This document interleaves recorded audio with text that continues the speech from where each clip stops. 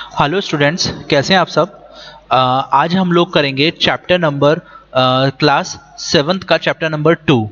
हम लोगों ने चैप्टर नंबर 1 कंप्लीट कर लिया है। तो जिस किसी ने भी मेरी वो पुरानी वीडियो नहीं देखी है तो आप वो जाके वीडियो देख लें।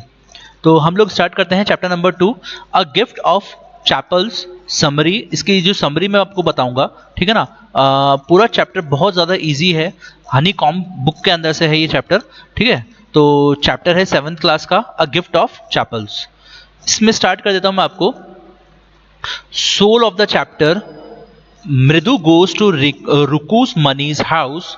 मृदु एक युवा लड़की है, ठीक है ना, जो कि मृदु रुक्मणी के घर जाती है, ठीक है ना। Madhu is young girl living with her grandmother Tapi and grandfather Thatha in Chennai. Mridu goes along with Tapi to her aunt Rukmani plays one afternoon. There she meets her cousins Lali, Ravi and Meena. Everyone at Rukmani house was glad to see Mridu. There was a thick batterberry bush in their backyard. Ravi took her beside that. There was a small little kitten inside a torn football. A small creature was busy drinking milk with was kept inside a half shell of a coconut. मृदु एक युवा लड़की है जो चेन्नई में अपने दादा तथा दादी की तापी के साथ रहती है। एक बार दोपहर में तापी के साथ मृदु अपनी चाची रुक्मणी के घर जाती है, ठीक है।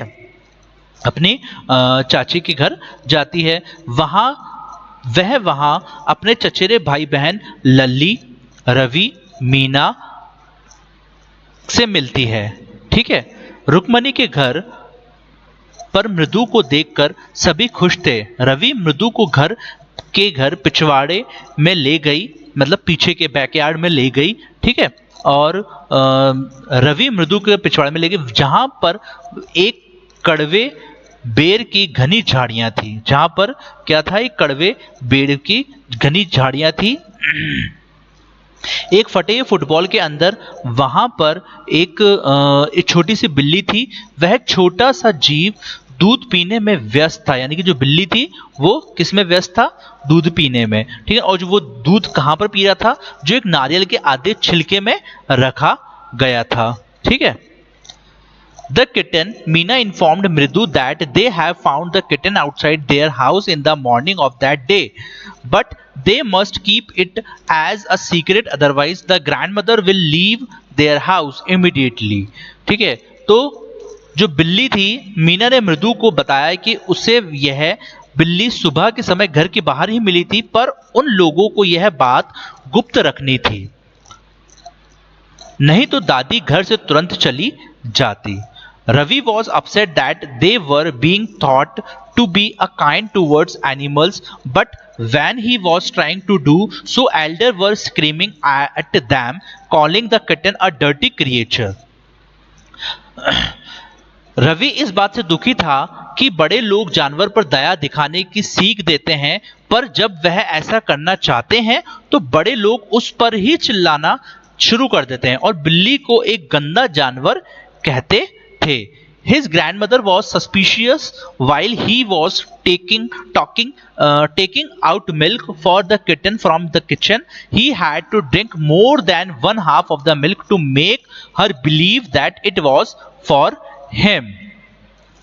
उसकी दादी को तभी शक हो गया था जब वह रसोई घर से बिल्ली के लिए दूध लेकर जा रहा था। यह विश्वास दिलाने के लिए दूध वह अपने लिए ले जा रहा है, उसे आधे से ज्यादा दूध स्वयं ही पीना, मतलब खुद ही पीना पड़ा था। उसने he also told मृदु that they have named the kitten as Mahindran. Mridu loved the name because it sounded real, unlike those cute one you keep for the kitten. Ravi further added that its complete name was Mahindra Verma Pallava Puni and MP Puni in short. उसने मृदु को बताया कि उन लोगों ने बिल्ली का नाम महेंद्र रखा है। मृदु को यह नाम काफी पसंद आया क्योंकि यह नाम सच्चा सा लगता है और उन प्यारे नामों से बिल्कुल अलग था जो इस प्रकार के जानवरों के लिए रखते थे। रवि ने आगे बताया कि इसका पूरा नाम महेंद्र वर्मा पल्लव पुनई है, जिसे संक्षेप में यानी कि जिसे अगर हम लोग शॉर्ट फॉर्म में लिखा जाए तो वो क्या था, एमपी पुनी in short. Ravi he informed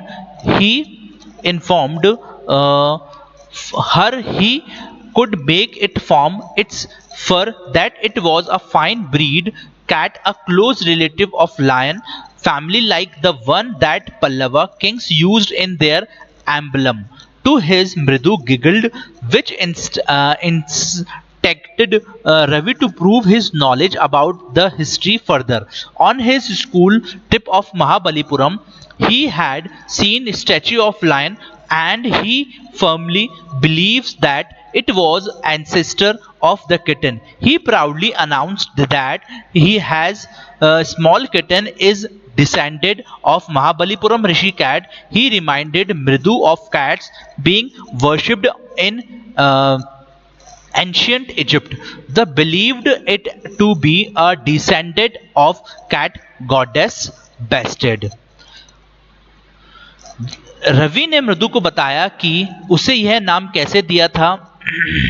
उसने बताया कि इसके रोए से कहा जा सकता है कि एक उम्दा नस्ल की बिल्ली है। रोए मतलब रोए बोल सकते हैं हम लोग उसके बालों से, ठीक है ना। एक बहुत ही ज्यादा नस्ल कास्ट की बिल्ली है, शहना ब्रीड की बिल्ली है तथा शेर के परिवार के करीबी संबंधी है। यह शेर वैसा ही है जैसा पल्लव वंश के राजा अपने प्रतीक के तौर पर लगाया करते थे। इस पर मृदु खिलखिलाकर हंसी उठी, ठीक है। तो रवि थोड़ा उत्तेजित यानी गुस्सा हो गया और उसे इतिहास के अपने ज्ञान को साबित करना पड़ा। अब देखिए क्रीच की noise. Ravi was busy in making all proud announcement about his kitten when a weird sound crèche.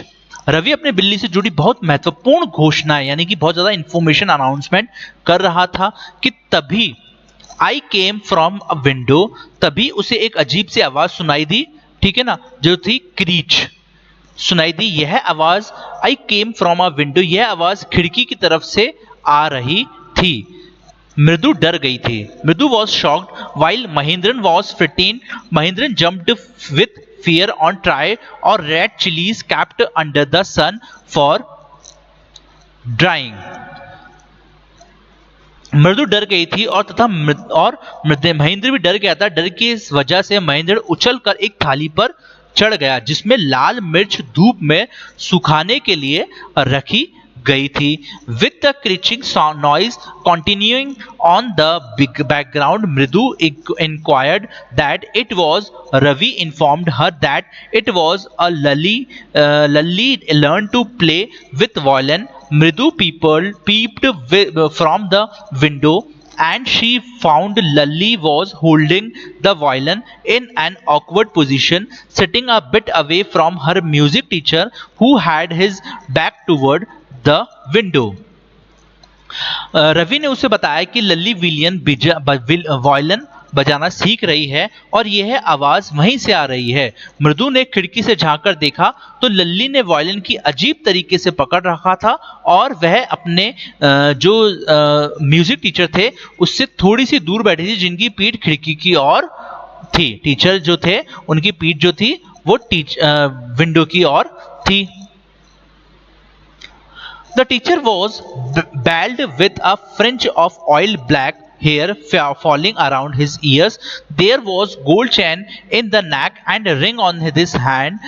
On his hand, he had a big toe. ये this है, ठीक है, his hand. He had a big toe with which he was thumping the ground. He was playing the notes perfectly on the violin while Lalli was struggling hard. His tracks were filled with melody with Lalli continued missing the note. शिक्षक जो थे उनके के sir पर कुछ ही काले बाल बचे थे जिनमें तेल लगा हुआ था और वह कानों के लंबे थे, कानों तक लंबे थे। गले में सोने के हार तथा हाथ की अंगूठियों में अंगुली में अंगूठी भी थी।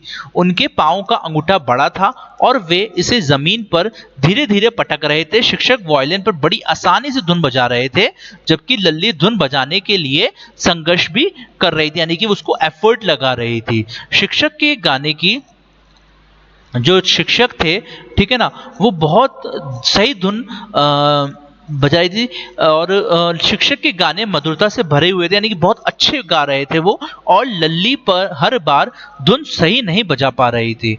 अपने स्कूल की ओर से जब मल्ली महाबलीपुरम की यात्रा पर गया था तो उसने शेर की एक मूर्ति देखी थी और उसने, ठीक है ना, और the bagger children having fun peeping with from the window when Rukumani called Ravi to send the beggar away. She was fed up with the beggar coming to the place for a week now and wanted him to find another house. The beggar had made himself comfortable at the garden. He was leaning against the neem tree with his upper cloth spread under it. He was about to snooze when he heard Ravi asking him to leave. He was shocked hearing this and called for lady of the house, and irritated Rukmani told Ravi that there was not anything left in the kitchen and asked the beggar not to come again.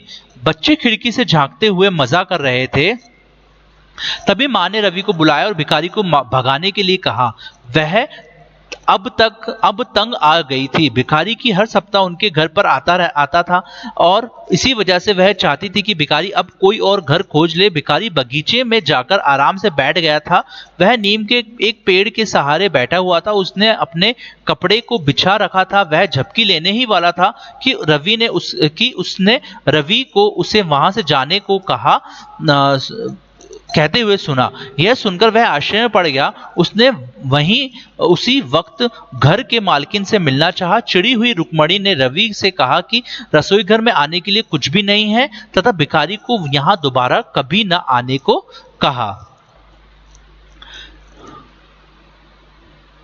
Her voice was so loud that Ravi did not have to repeat her words to the beggar. The beggar told them that he would leave after taking rest for a while. It was too hot outside and there were blisters in his feet.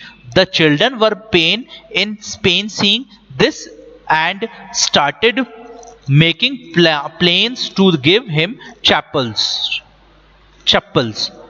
उनकी आवाज इतनी तेज थी कि रवि को वह शब्द आखिरी भिखारी को बोलने की जरूरत नहीं पड़ी। भिखारी ने उन्हें बताया कि इस जगह पर थोड़ा आराम करके वहां से चला जाएगा। बहुत तेज गर्मी होने के कारण पैरों में फफोले हो गए थे। और ये सब देखकर बच्चों को बहुत अफसोस हुआ और उन्होंने एक जोड़ी चप्पल उपहार स्वरूप देने के लिए निर्णय किया। अब चैपल्स और चप्पल, ठीक है ना, मैंने भी प्रोनाउंसिएशन करा था चैपल्स, ठीक है ना, इसको हम लोग चप्पल भी बोलेंगे। Rukmani was really angry and Mridu couldn't control anymore that she told her that they have given the music teacher chappals to the beggar.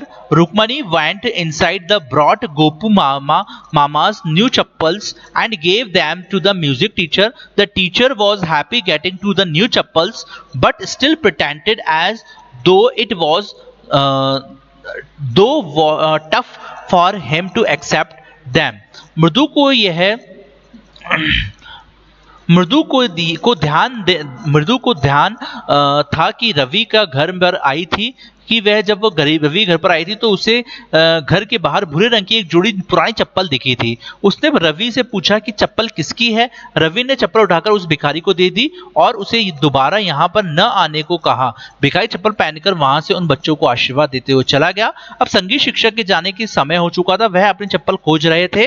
उन्होंने लल्ली को बुलाया और सभी को मिलकर चप्पल खोजने के लिए कहा गया, पर चप्पल कहीं पर भी नहीं मिली। लल्ली ने रुक्मणी को बताया कि उन्होंने चप्पल को पूरी चप्पल दे दी है, चप्पल उठाते हुए देखा है, ठीक है, और चप्पल उठाते हुए देखा है। Rukmani, the loving mother, the teacher called Ravi a monkey, an incarnation of Lord Hanuman, which seemed clear that Rukmani didn't like. She wanted to the teacher leave immediately. After he left, she called the children home and offered them some snacks. She thanked God that go to the office in chappals but needed them. After coming home immediately, she wondered what she will tell him, giving a hint that she will take a blame on herself. ठीक है, तो ये chapter जो है इसका last है। रुक्मणी एक प्यारी मम्मी। शिक्षक ने रवि को एक बंदर कहा। भगवान हनुमान की प्रकृति जिससे स्पष्ट था कि रुक्मणी को यह पसंद नहीं आया था। उन्होंने शिक्षक को तुरंत वहां से जाने को कह दिया। जब वह चले गए तो उन्होंने बच्चे को घर के अंदर बुलाया और उन्हें थोड़ा नाश्ता करने के लिए कहा। उन्होंने भगवान को धन्यवाद किया कि गोपू मामा चप्पल पहनकर दफ्तर नहीं जाते हैं, पर दफ्तर से लौटकर उन्हें इसकी जरूरत होती है।